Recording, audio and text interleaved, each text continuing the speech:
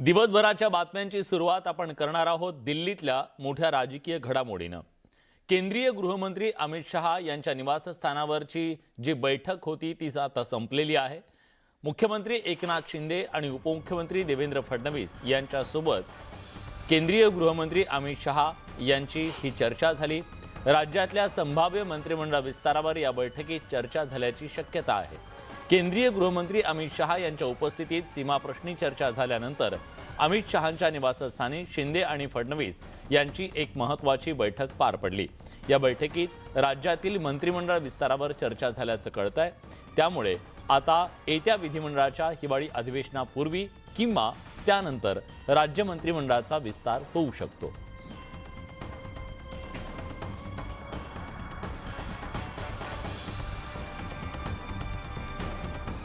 प्रशांत लीला रामदास आपले दिल्लीचे प्रतिनिधी आता आपल्या सोबत आहेत। प्रशांत, काय झालं ह्या बैठकीमध्ये, नेमकं काय तपशील मिळू शकलाय का? महत्त्वाचं म्हणजे केंद्रीय गृहमंत्री अमित शहा यांच्या निवासस्थानी जवळपास 25 मिनिटे हे बैठक झाली। या बैठकीमध्ये मुख्यमंत्री एकनाथ शिंदे, राज्याचे उपमुख्यमंत्री देवेंद्र फडणवीस यांच्याशिवाय खुद्द गृहमंत्री अमित शहा यांनी तिघांमध्येच एकत्रितपणे चर्चा झाल्याची माहिती आहे। त्यामध्ये पहिला जो विषय होता तो राज्य मंत्रिमंडळ विस्ताराचा होता।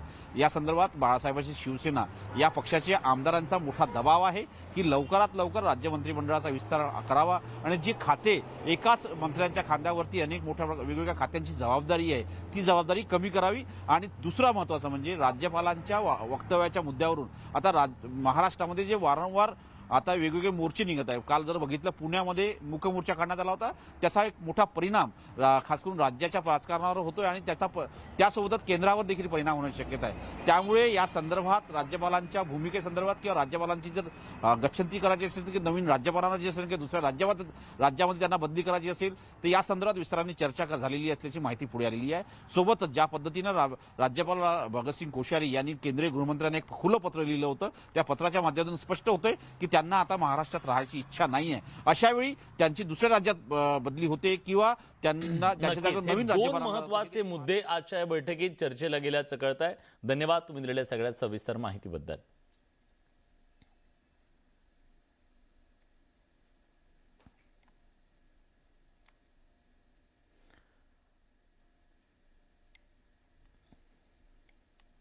महाराष्ट्र कर्नाटक सीमा प्रश्नावरून दोन्ही राज्यांमध्ये निर्माण झालेल्या कटुतेच्या पार्श्वभूमीवर केंद्रीय गृहमंत्री अमित शहा यांनी दोन्ही राज्यांच्या मुख्यमंत्र्यांच्या सोबत आज एक महत्त्वाची बैठक आयोजित केली।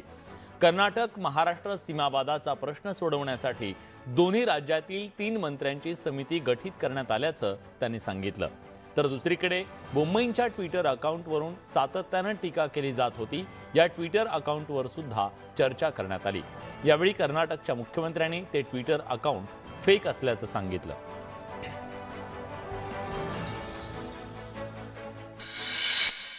तीन मंत्री जे आहेत त्यांची कमिटी गठीत होईल आणि जे काही मुद्दे आम्ही मांडले, मराठी शाळा असतील, मराठी भाषा असतील, मराठी भाषा असेल, मराठी माणसांवर कार्यक्रम असतील, त्यांचे कुठल्याही प्रकारचा अन्याय होऊ नये, होता कामा नये, अशा प्रकारची भूमिका आम्ही स्पष्टपणे त्या ठिकाणी मांडलेली आहे। आणि सर्वोच्च न्यायालयामध्ये हे प्रकरण आहे, त्याचा कुठेही अवमान होऊ नये याची काळजी दोन्ही राज्यांनी घेतली पाहिजे, अशी भूमिका देखील केंद्रीय गृहमंत्र्यांनी घेतली आहे आणि ते कर्नाटकच्या मुख्यमंत्र्यांनी देखील मान्य केलेली आहे। केंद्र सरकारने हस्तक्षेप केला आहे आणि केंद्र सरकारने दोन्ही राज्यांना एकत्रित बोलवलेलं आहे। त्याच्यामुळे आत्ता ही जी 3 मंत्र्यांची समिती केली आहे ती याच विषयांकरता केलेली आहे, कारण दोन्ही राज्यांनी आपली भूमिका कुठेही कमी केलेली नाही। आम्ही पण आपली भूमिका मागे घेतलेली नाही। जी भूमिका आमची सुप्रीम कोर्टमध्ये आहे त्या भूमिकेने सुप्रीम कोर्टमध्ये आम्ही लढणारच आहोत। परंतु सुप्रीम कोर्टाचा निर्णय येतपर्यंत ही जी काही परिस्थिती निर्माण होते, मग कधी त्या ठिकाणी केसेस लावल्या जातात, कधी त्या ठिकाणी मराठीचा विषय येतो, कधी शाळा बंद करण्याचा विषय येतो, अशा सगळ्या विषयांमध्ये ही जी 3 मंत्र्यांची समिती आहे ही समिती या विषयाच्या खालपर्यंत जाईल आणि यातनं मार्ग काढेल। काही ट्विटरच्या बद्दल, काही त्यांच्या स्टेटमेंटच्या बद्दल मी आणि उपमुख्यमंत्री महोदयांनी त्यांच्याशी चर्चाही केली कर्नाटकच्या मुख्यमंत्र्यांच्या बरोबर. त्यांनी त्याच्यावर स्पष्टपणे सांगितलं की हे माझं स्टेटमेंट नाही आहे, हे ट्विटर हँडल माझंच नाही आहे आणि अशा प्रकारचं कुठलं स्टेटमेंट केलं नाही. म्हणून केंद्रीय गृहमंत्र्यांनी देखील स्पष्टपणे ही बाब या ठिकाणी मांडलेली आहे आणि कुणीतरी याच्यामध्ये आगीत तेल ओतण्याचं काम करतं आहे आणि म्हणून मराठी माणूस जो आहे, मराठी भाषिक आहेत, आपल्या त्यांच्या भावनांशी खेळण्याचा कुणी प्रयत्नही करू नये. कर्नाटकच्या मुख्यमंत्र्यांनी स्पष्टपणे सांगितलं ते हँडल माझं नाही, ते हँडल माझ्या नावाने चुकीचं चाललं आहे, ते ब्लॉक करण्याकरता ऑलरेडी मी पत्र दिलेलं आहे आणि त्यांच्यावर फौजदारी कारवाई पण केली. तसा बाईट दिलेला आहे त्यांनी कन्नड मीडियाला, त्यात जो असे तसा बाईट नाही तसा नाही. त्यांनी ते क्लिअर केलं. त्यांनी हे क्लिअर केलं. ते म्हणाले की माझे कुठलेही बाईट तुम्ही तपासून पहा, मी कुठेही इन्फ्लेमेटरी बाईट्स दिलेले नाहीत. आपण सगळ्यांनी मिळून कुठलेही पक्षीय भेद न ठेवता, पक्षीय राजकारण न करता मराठी माणसाच्या पाठीशी खंबीरपणे उभं राहिलं पाहिजे. त्यांना जास्तीत जास्त आपल्याला काय मदत करता येईल, सहकार्य करता येईल, हे तर सरकार करणारच आहे. आणि म्हणून आजची जी काय बैठक झालेली आहे अतिशय सकारात्मक बैठक आहे आणि यापुढे अशा प्रकारचे जे काही घटना आहेत त्या होणार नाहीत आणि दोन्ही राज्यातली जनता जी आहे, नागरिक आहेत, त्यांना कुठलाही त्रास होणार नाही याची काळजी आम्ही घेणार आहोत. काही स्पेसिफिक संघटना या जाणीवपूर्वक कायदा आणि सुव्यवस्था तयार झाला पाहिजे, बसेसवर अटॅक करणं, काळं फासणं अशा प्रकारे करतायत. त्यांच्यावर त्यांनी कायदेशीर कारवाई करण्याचं त्या ठिकाणी घोषित केलं आहे. आम्ही देखील त्यांना सांगितलं आहे की आमच्याकडे आम्ही कोणालाही असं करू दिलं नाही. ज्यावेळेस तिथे आमच्या गाड्यांवर अटॅक झाला त्यावेळेस इकडेही काही लोकांची ती मानसिकता होती, पण आम्ही त्यांना समजवलं आणि आवश्यकता पडली तर कारवाई केली की आपण एका देशात राहतोय, त्याच्यामुळे अशा प्रकारे त्याच्यावर होऊ नये. त्यांनी ते मान्य केलेलं आहे आणि त्यांनी सांगितलं आहे की अशा प्रकारे जर कोणी करत असेल तर त्याच्यावर आम्ही कारवाई करू. या बैठकीमध्ये कुठल्या मुद्द्यांवर चर्चा झाली आपण जाणून घेऊयात ग्राफिक्सच्या माध्यमातून. काय महत्त्वाचे मुद्दे होते तर 2 राज्यांच्या वादामध्ये आता कोर्टात केंद्राची भूमिका महत्त्वाची आहे. सीमावाद मुद्दा पेटवण्यामध्ये राजकीय हेतूने हे सगळं करण्यात आलं असंही सांगण्यात आलं. 2 राज्यांच्या वादात कोर्टात केंद्राची भूमिका तटस्थ असावी असंही अपेक्षा व्यक्त करण्यात आली राज्याचे मुख्यमंत्री एकनाथ शिंदे यांच्याकडून. कोर्टाच्या निर्णयावर कुणीच सीमाभागावर दावा करणार नाही हे सुद्धा ठरलं. दोन्ही राज्यातील 3 मंत्र्यांची समिती सुद्धा आता स्थापन केली जाणार आहे. तणाव निवळण्यासाठी दोन्ही राज्यांकडून प्रयत्न होणार असल्याचंही कळतंय. स्वतः कर्नाटक सरकार महाराष्ट्रातल्या मंत्र्यांना निमंत्रित करणार आहे असंही उपमुख्यमंत्र्यांनी सांगितलं. चिथावणीखोर वक्तव्य केलं नसल्याची बोम्मईने आज या बैठकीत माहिती दिली. फेक ट्विटर अकाउंटवरून अफवा पसरवण्याचं काम झालं. तणाव निर्माण करणाऱ्यांना सरकार उघडं करणार असंही या बैठकीत ठरलं.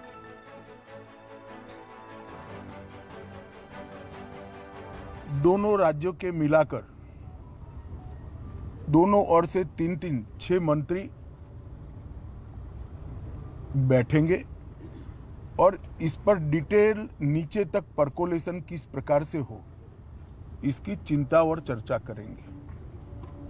छोटे छोटे और कई मुद्दे भी हैं 2 राज्यों के बीच में जो पड़ोसी राज्यों में आमतौर पर देखे जाते हैं.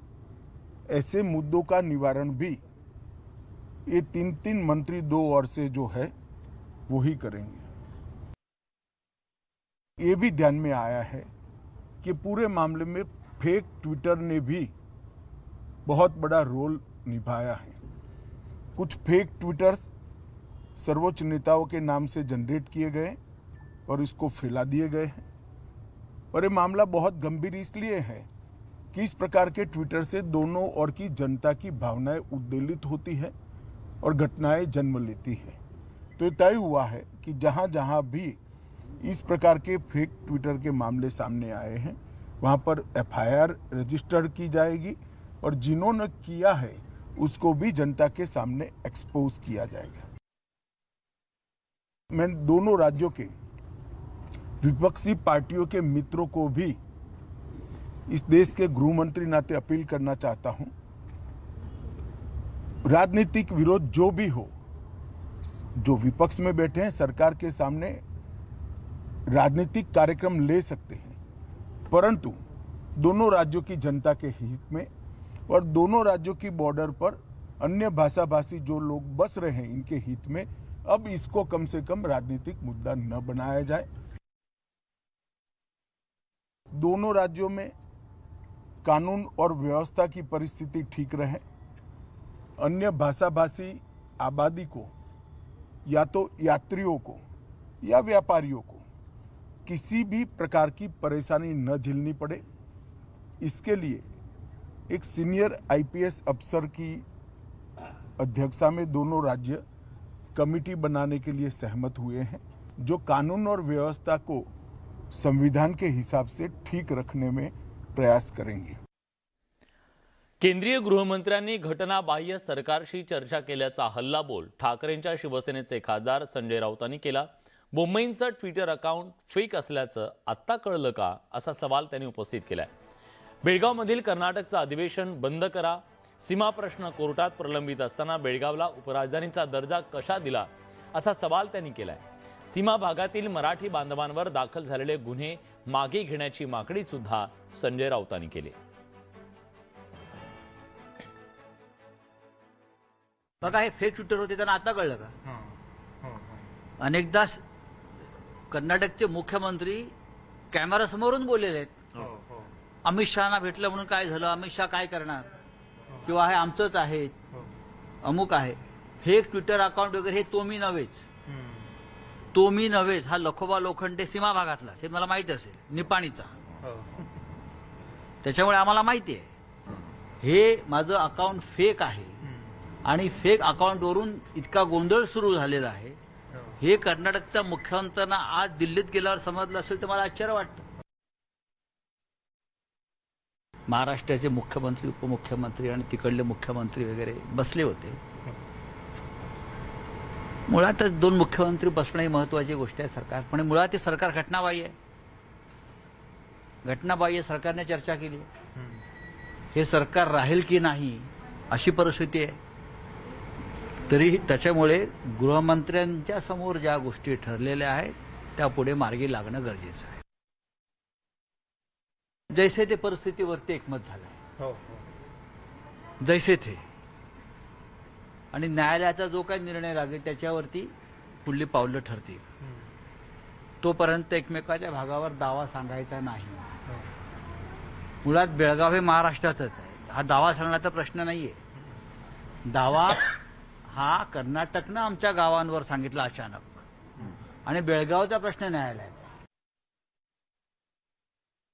सोलापूर, सांगलीतल्या गावांवरती अचानक दावा सांगितला कर्नाटक, आता ते नाही म्हणत असेल, पण आमचा मुद्दा जो आहे हा बेळगावला तुम्ही प्रश्न न्यायालयात असताना उपराजधानी कशी बनवली, प्रश्न न्यायालयात असताना तुम्ही बेळगाव विधानसभाचं अधिवेशन कोणत्या आधारावर घेता, हा न्यायालयाचा अवमान आहे। मुळात कर्नाटकनं बेळगावमध्ये अधिवेशन घेणं बंद केलं पाहिजे। केंद्रशासित भाग झाला असता तर आम्हाला आनंद झाला असता। वळूयात पुढच्या बातमीकडे। राज्यात आता आमचं सरकार आहे, हिंदूंना टार्गेट कराल तर खबरदार, असा इशारा सातारा पोलिसांना आमदार नितेश राणेंनी दिला। एसपी खूप बघितले, आता राज्यात आपलं सरकार असल्याचंही त्यांनी पोलिसांना खडसावलं। यावर अजित पवारांनी पोलिसांना दमबाजी करू नका, त्यांना त्यांचं काम करू द्या, अशी टीका अजित पवारांनी केली।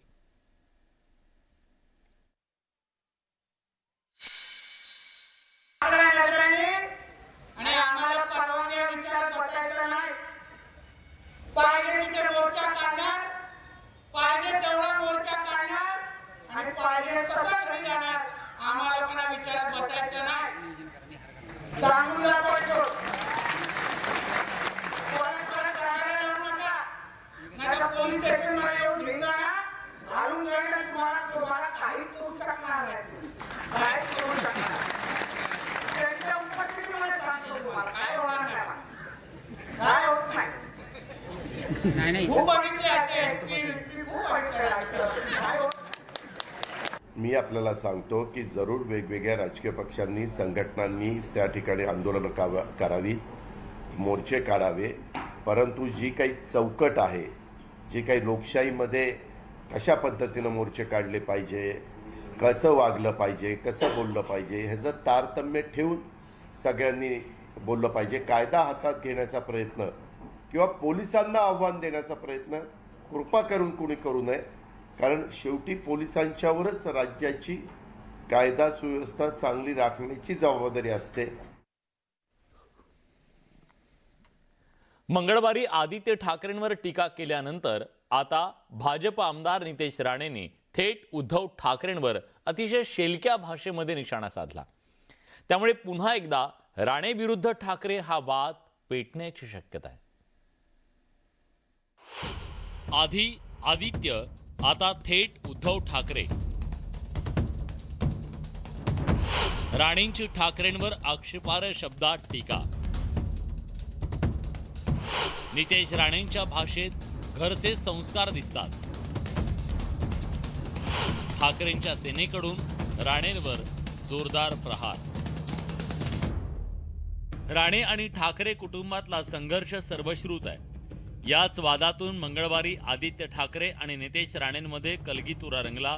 पण आता नितेश राणेंनी थेट उद्धव ठाकरेंवर आक्षेपार्ह भाषेत टीका केली आहे. साताऱ्याच्या पाटणमध्ये लव जिहाद विरोधी कायद्यासाठी काढलेल्या मोर्चात बोलताना नितेश राणेंनी सज्जड दम भरला.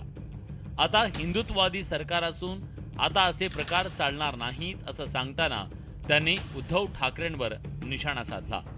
महाराष्ट्र म्हणतात त्याला महाराष्ट्र. बाकी ह्या कुठेही माझ्या राज्यामध्ये आमच्या हिंदुत्ववादी सरकार आहे. बसले देवेंद्र फडणवीस गृहमंत्री म्हणून एक लक्षात ठेवा. आता काय नवा कोणी नाही आहे इकडे. आता काय तो दुसरा तो उद्धव ठाकरे नाही आहे, ते बाहेर नाही आहे इकडे. हो, मस्ती नाही करायची आपल्याला. खरं तर राणे कुटुंबीय सातत्यानं ठाकरे कुटुंबावर निशाणा साधत असतं, पण टीका करताना यावेळी नितेश राणेंनी आक्षेपार्ह शब्द वापरल्यानं खळबळ माजली आहे. त्यामुळे ठाकरेंच्या सेनेकडूनही नितेश राणेंचा जोरदार समाचार घेण्यात आलाय. किशोरी पेडणेकरांनी थेट राणेंच्या संस्कार काढले, तर विधान परिषदेचे विरोधी पक्षनेते अंबादास दानवेंनी नितेश राणेंना गांभीर्यानं घ्यायची गरज नसल्याचा टोला लगावलाय. तो त्यांच्या संस्काराचा परिणाम आहे. जसे संस्कार आई करते, वडील करतात, तो किती अभाव आहे तो त्यांचा दिसतोय. नितेश राणेंच्या बोलण्याकडे फार लक्ष देण्याची गरज नाही. तो असं कोणाविषयी काही बोलत असतो, त्याचं कोणी सिरियसली घेत पण नसतं. मला वाटतं आम्ही सिरियसली घेण्याची गरज नाही. सूर्यावर कोणी थुंकलं तर त्याने काय फरक पडणार. एकमेकांवर जाहीरपणे टीका टिप्पणी करताना प्रत्येकानंच योग्य शब्दाचा वापर करणं अपेक्षित आहे. पण सध्या राजकीय मंडळी पातळी सोडून विधान करत असल्यानं कार्यकर्त्यांकडून तरी काय अपेक्षा ठेवायची असा सवाल उपस्थित होतोय. आता राणेंनी थेट ठाकरेंवर केलेल्या या टीकेचे पडसाद काय उमटतात हे पाहणं महत्त्वाचं आहे. Bureau report, news 18 Lokmat. अमरावतीच्या धामणगाव रेल्वे तालुक्यात भाषण करताना बच्चू कडूंनी ठाकरे बंधूंवर प्रहार केला. केवळ भाषण दिल्यानं मतं मिळत नाहीत अशी टीका बच्चू कडूंनी केली. मनसेच्या 13 आमदारांना नागरिक आता विसरले, राज ठाकरेंनाही जनता विसरली असा टोला त्यांनी लगावला. जनतेचा आशीर्वाद आहे म्हणून अपक्ष आमदार म्हणून 4 वेळा निवडून आलो असं स्पष्ट केलं त्यांनी. इतकंच नाही तर दिव्यांगांसाठी कार्य करताना माझ्यावर 350हून अधिक गुन्हे दाखल झाले. मात्र उद्धव ठाकरे, आदित्य ठाकरे यांच्यावर आजपर्यंत किती गुन्हे दाखल झाले असा सवाल कडूंनी उपस्थित केलाय. केवळ गोड बोलण्यानं आणि फेसबुकवर राहिल्यानं मतं मिळत नाहीत अशी टीकाही त्यांनी केली.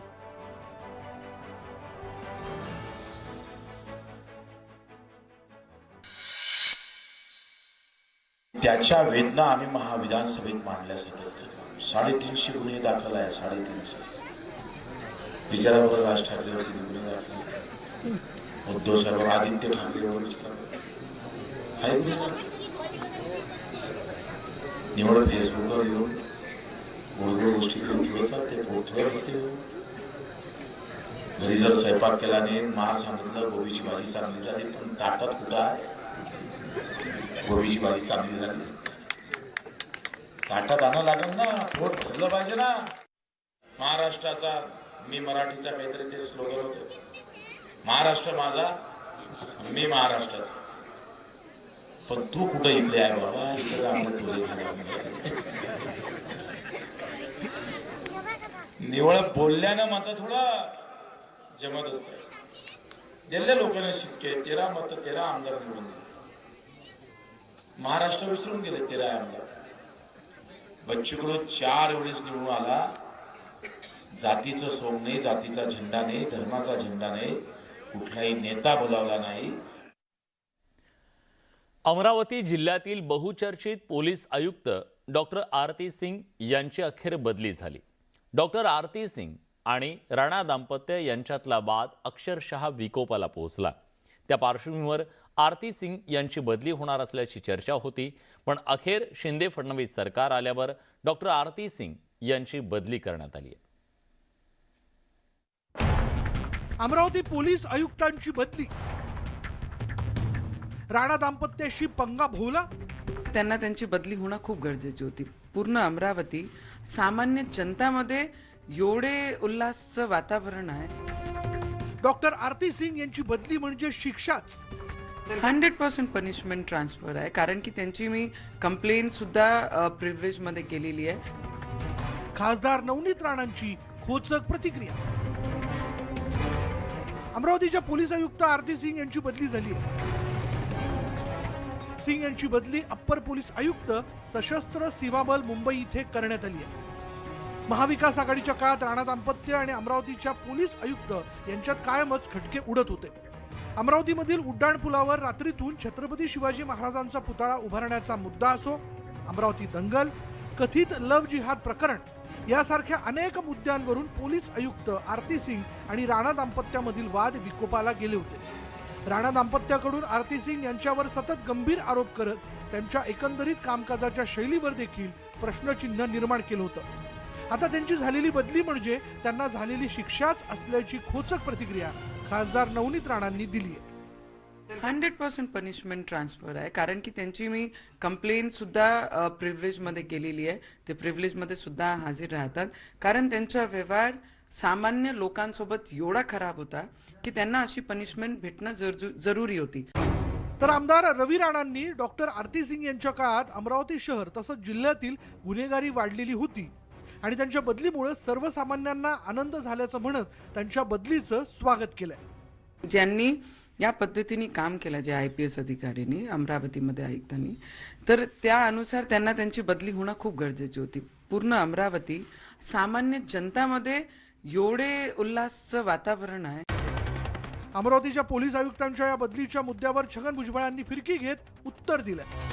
काय नवनीत राणा मॅडम जे आहे खासदार, त्यांच्या एवढा मी मोठा नाही ना प्रत्येक गोष्टीमध्ये काय ते काय सांगायला लोकांना अमुक करा तर मग चूक आहे का बरोबर. मी कोण आमचा कार्यकर्ता, त्यांच्यावर मी प्रसिद्ध थोडा आहे.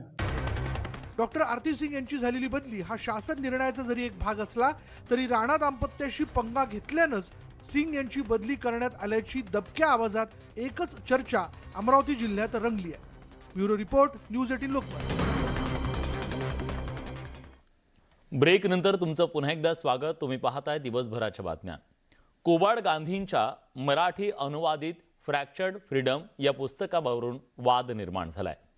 अनघा लेलेंनी अनुवादित केलेल्या या पुस्तकाला साहित्य संस्कृती मंडळाचा लक्ष्मण शास्त्री जोशी हा पुरस्कार जाहीर झाला. पण आता राज्य सरकारनं हा पुरस्कार रद्द केल्याची घोषणा केली आणि वाद सुरू झालाय. फ्रॅक्चर्ड फ्रीडमचा पुरस्कार रद्द. पुस्तकात नक्षलपूरक लिखाण केल्याचा दावा. विरोधकांचा सरकारवर गळचेपीचा आरोप. कोबाड गांधींच्या मराठी अनुवादित फ्रॅक्चर्ड फ्रीडम या पुस्तकावरून वाद निर्माण झालाय.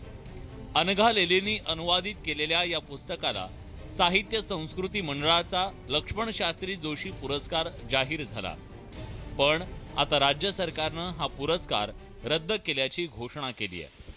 पुस्तकाच्या निवडीसाठी आमच्याकडे मंडळ असतं आणि तज्ज्ञ समितीचे अध्यक्ष जे असतात त्याची पडताळणी करतात.